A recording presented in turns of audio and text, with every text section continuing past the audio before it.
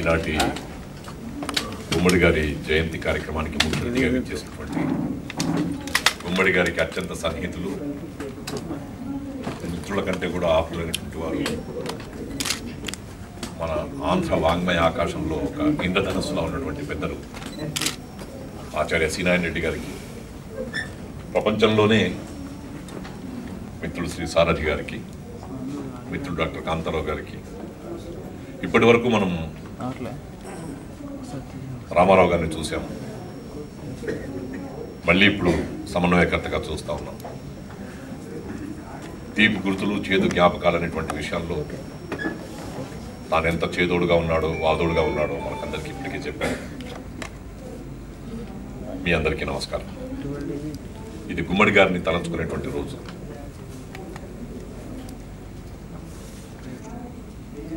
జంధ్యాల గారు చెప్పినట్టుగా కాయగూరల్లో గుమ్మడికి ఎంత ప్రాధాన్యత ఉందో, సినిమా రంగంలో గుమ్మడి వెంకటేశ్వరరావు గారికి అంత ప్రాధాన్యత ఉంది అని చెప్పాను.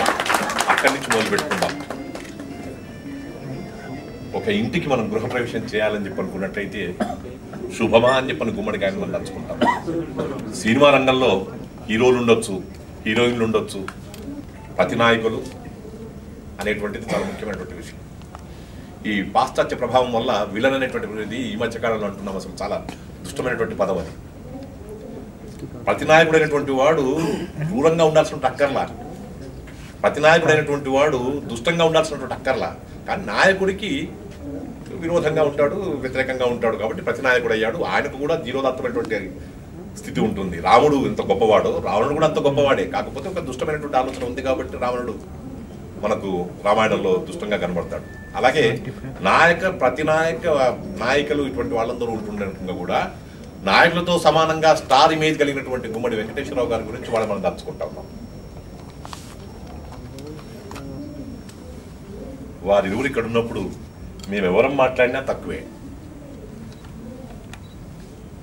ఒక సెలయేరు చలమ ఎలాగైతే ఊరితే చక్కటి తీయటి నీరు మనకు అందుతుందో, అలా వారిద్దరూ మాట్లాడడం మొదలు పెడితే నేరేళ్ల వీరమాధవ్ గారు, ఆచార్య సి నారాయణ రెడ్డి గారు తప్పిపోసినట్టుగా ఉంటాయి ఆ జ్ఞాపకాలు. నాకు 1998-99 ప్రాంతంలో నుంచి గుమ్మడి గారితో పరిచయం అయిన తర్వాత ఆ పరిచయ భాగ్యంతో అప్పుడు ఏంటంటే నేను ఫిల్మ్ డెవలప్మెంట్ కార్పొరేషన్ ఎండీగా, మేనేజింగ్ డైరెక్టర్గా ఉన్నాను. మురళీమోహన్ గారు చైర్మన్గా ఉన్నారు. వారికి రఘుపతి వెంకయ్య అవార్డు వచ్చింది.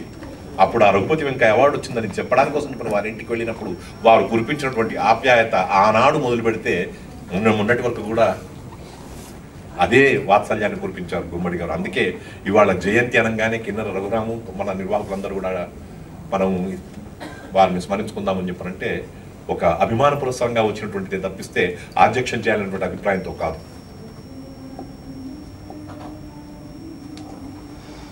ఒక నటననే ఆయనకు వచ్చు అని చెప్పనుకుంటే మనం పొరపాటు పడినట్టే. కవిత్వం మీద ఇంట్రెస్ట్, సాహిత్యం మీద ఇంట్రెస్ట్, నటన మీద ఇంట్రెస్ట్, అన్నిటికంటే మించి మంచి మనుషులు ఎక్కడున్నట్టయితే వాళ్ళందరి మీద కూడా ఇంట్రెస్ట్. ముచ్చటించుకోవాల్సిందిగా పూజనీయులు నారాయణ రెడ్డి గారిని ప్రార్థిస్తారు.